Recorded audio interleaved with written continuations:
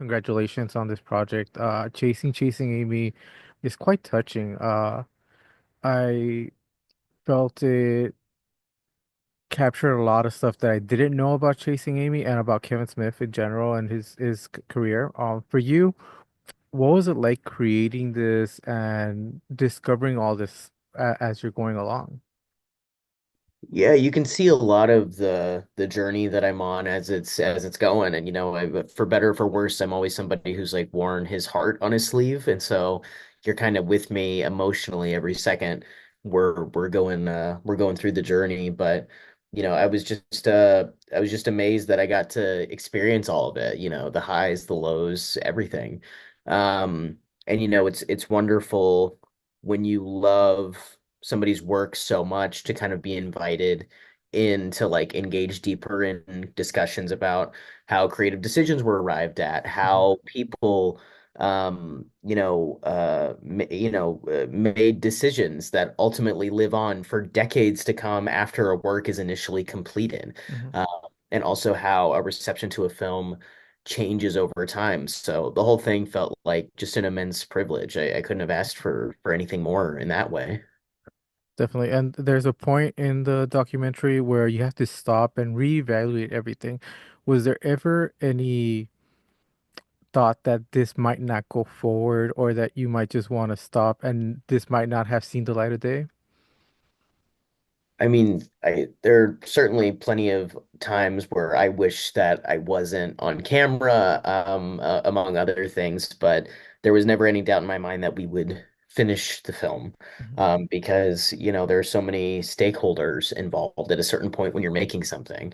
So as much as, there were times where I would have liked to stop working on this over the course of the last 6.5 years.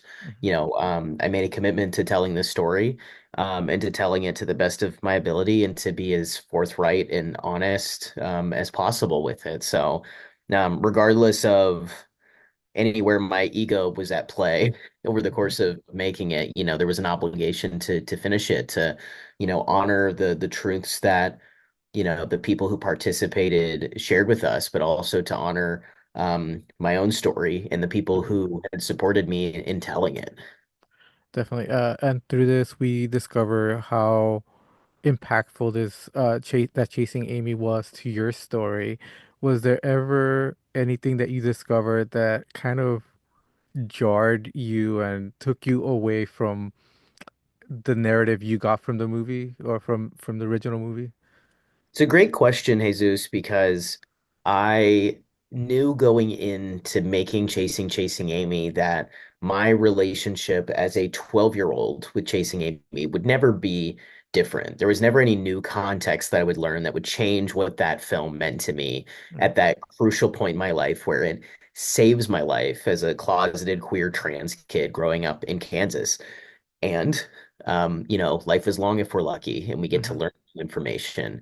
And so, I would always tell people like, look, this is my relationship to Chasing Amy and what it's meant to me. And there are no wrong answers about how Chasing Amy has made anybody feel. The critiques that can be presented about the film, it doesn't change my subjective relationship to it for me at that time. Now, what the journey of chasing Amy is how my relationship with Chasing Amy changes by the end of the film. And do we need to hold on to the things that we held on so deeply to in our childhood? Like, is there space for more? And so what I always tell people is the space that Chasing Amy took up in my life as a 12-year-old was immense because I was lacking in so many things that Chasing Amy, like, if you look at my life as a pie chart, right, it takes up like it's this huge chunk of it. And if you look at my life now, well, I have love, I have community, I have friends, I have the fact that I made Chasing Amy. And so Chasing Amy itself as a film takes up much less space on that pie chart. And that is kind of the process of coming of age. Things will change, and that's okay. The critiques that other people present about Kevin's film are totally legitimate. Cinema is this subjective experience. And so, what I appreciated so much about getting to do this film is that we get to have that conversation about how meaning of works that we love can change over time and how it's okay. We don't have to hold on so tight, and be so rigid. Meaning changes over time as we grow and we develop and we learn. Definitely. You already spoke about a little bit about how there was times that you wish the camera wasn't on. Uh, Meeting Kevin Smith, meeting the rest of the cast, is there anything that, you know, you kind of were looking for when talking to them that you wish you could have gotten more concrete so it could be more personal to you, or was this experience just I don't know how to put it. Was the journey more personal, was made more personal with the discussions you had, or did it just kind of like make you question and evolve in different ways? Yes, and all of the above. It was a deeply personal journey. And, the whole journey made me question an entire belief system that I had had. You know, I, in all of my research on Chasing Amy, for the most part was told from one perspective, right? Primarily Kevin's. And so in the unearthing of everything to do with Chasing Amy, I get to learn about other people's perspectives. I get to learn about Joey, about Guinevere, about Scott Mosier, about all of the various cultural critics, and their outside perspectives. And the more perspectives you have, the more of a fully rendered world, I suppose, you get to have and you get to experience and consider and think about. And so I certainly had my own perspective on Chasing Amy that I knew intimately well. I knew Kevin's from research, and then I knew Kevin's from his own testimony, his own talking head interview. But, everybody provided such raw, honest insights into their experiences with the movie when they were making it and how they felt since. And that is incredible. That level of honesty, that level of vulnerability that people are willing to go to in these interviews, to just have this like open conversation, and full credit to everybody because nobody had to share that amount. But because I think I set the tone by talking about what Chasing Amy meant to Mhm. me and being like, I want to have an open discussion about this. People felt like they could trust me with their honesty. And for that, I am always, always, always thankful because, you know, um, these are real people's truths. And that's like the responsibility of documentary filmmaking. Nobody had to share any of these things, but the fact that they did, now I get people coming up to me after screenings being like, what Joey described, I went through what Guinevere described, I've experienced, and it makes people feel less crazy and Mhm. less alone in a world that can feel threatening, in a business that can feel unsafe and feel threatening when you're just trying to get up and do your job every day. But there are people who make that job really unnecessarily difficult, through harassment, through an abuse of power, through all of these things. And I cannot tell you the number of people who have come up to me and said that they're grateful that those two in particular shared their stories. And so, a film at a certain point isn't the directors anymore. It becomes the audiences. And I'm so thankful that audiences are experiencing the documentary in that way. Mhm. I'm a huge Kevin Smith fan. I seem to always go through his film repertoire every single year, watching every single film I can, and at points, quoting it because he has such iconic lines in his films. Are you still watching Chasing Amy the same way you were before, and does it still resonate with you in, any manner? I think the film resonates with me in a new way just because I've spent so much time analyzing it and going through it and going through so much research and hearing people's personal testimonies that, of course, the meaning changes over time. So, in the same way that Chasing Amy means something differently to me than it did at age 12 versus how it, felt to me at the end of the movie Chasing Amy. Mhm. It's ever evolving. And so while I'm not watching Chasing Amy for fun anymore because it's become, a job, Mhm. analyzing and dissecting this film to death almost. That doesn't mean that, someday I couldn't pop it back on for a pleasure viewing, Mhm. but probably not anytime soon, just because I've lived in Chasing Amy land for the last, you know, 6.5 years. And so I am very excited to move forward and maybe watch some more movies for fun again. Definitely. And this all started with a TED Talk. When you were first doing that TED Talk, did you ever imagine that it would reach Kevin Smith and that he would have that connection that he did with it and, want to meet you, want to talk to you and discuss it further? I mean, I certainly hope so. When we were at the outset of the project, there were a couple of, ways I was trying to think about getting in touch with him, just reaching out through his agents or his team or, trying to, just reach out and say, "Hey, I want to make this documentary. Would you be a part of it?" And somebody wisely gave me some advice to basically say, wait till the TED Talk, wait until the TED Talk is out. And that took some patience and whatnot. But, it turned out to be a hell of a lot better of an introduction than any cold email could have Mhm. been because Kevin knew exactly what I was looking to do through the TED Talk. He knew exactly how I felt. He knew exactly, um, what that I understood the critiques about Chasing Amy, but I loved it anyway. Mhm. And that ended up being the best thing. Kevin Smith saw the TED Talk within an hour of it being online because enough people had sent it to him.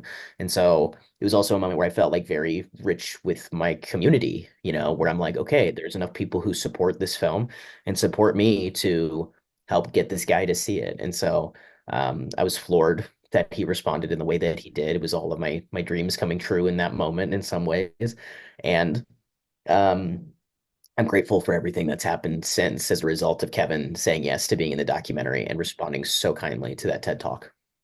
Definitely. And it seemed that he's very genuine when you see him in the documentary, and he he seems like he really wants to connect with you. Since the documentary, have you guys continued to your friendship, and what role is he playing in your life? Kevin is somebody who has been really generous with his time with me over the course of this documentary. Since the documentary's come out, we've obviously seen each other significantly less. But occasionally we'll text. The opening weekend, he shot me a text on like the Saturday, being like, "Hey, congrats on opening weekend." Mhm. You know, but the dude has his own life and is pretty busy with his own creative pursuits. I had the opportunity to shadow him for 4 days on the 4:30 movie, which was the last feature that he just had out in theaters. And he introduced me to, one of his lead actors, Reed Northrup, who is just phenomenal. He's a great talent. He's like a Yale MFA grad. And we're going to work together on a new film. And, so the world of Kevin Smith continues to be, a kind, generous place. I've made so many friends through, the pursuit of this story and through, mutual connections with Kevin. And so, even if we don't talk every day, my gratitude for him to participate in this documentary, it's forever. You have such a strength. You have such way with words, and you seem to be able to allow yourself to be so vulnerable. If you were to do a TED Talk now, what would change from the TED Talk you originally did? Oh man. Well, first of all, thank you, Jesus. That's a very kind thing of you to say. So thank you. Especially as I'm, fighting this like sinus infection right now, and I feel like I have this immense brain fog. So that it sits very nicely with me today. Um, if I were to give a TED Talk today, it would certainly be different than the one that I gave. Every TED Talk is, it's about an idea worth spreading. And so I wouldn't go back and do the same, thesis for it by any means. But I'd love to give more TED Talks. I'd love to talk about, what happens when you include trans people in positive ways on camera, and the benefits to society and empathy and feeling like you can really like know somebody. It's similar to the benefits of any seeing anybody on screen for 90 minutes. It feels like you know them. Mhm.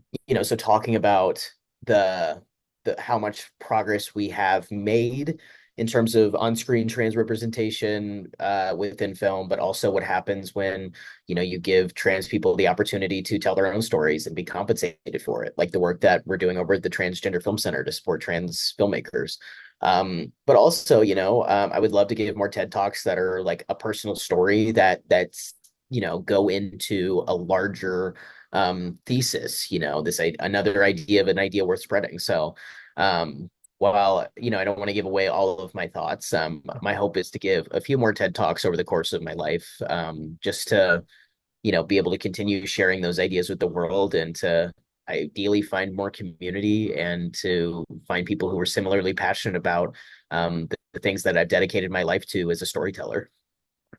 Going a little bit more into this vulnerability, you allow yourself to be vulnerable on screen. You bring in your partner, you bring in your mother. We get to kind of know you a little bit throughout this documentary.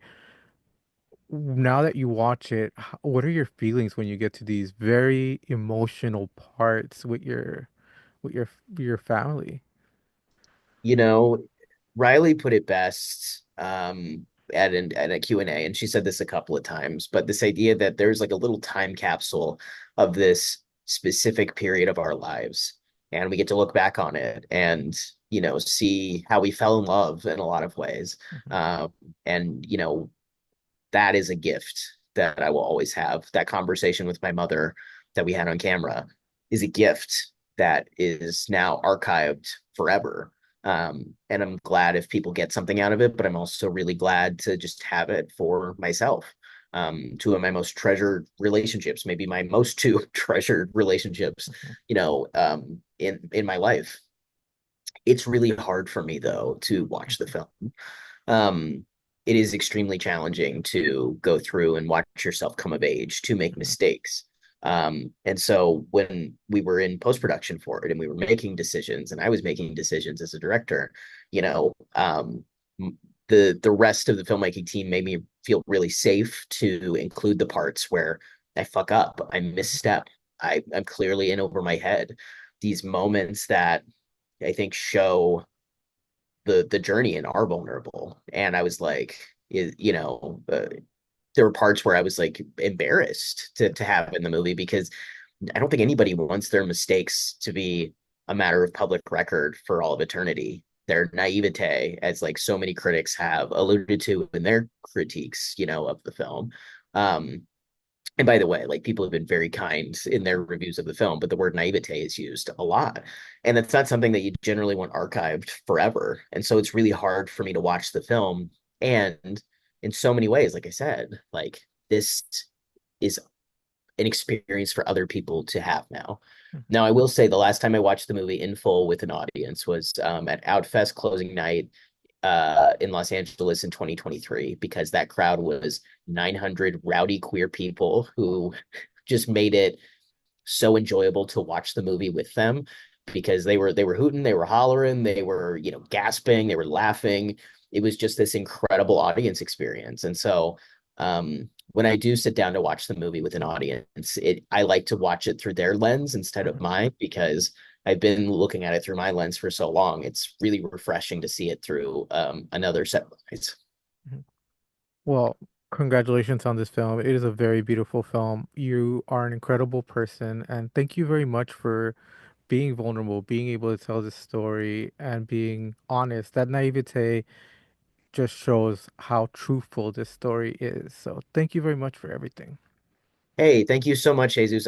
Thank you for sharing, some time with me. Thanks for engaging in the film in such a lovely way.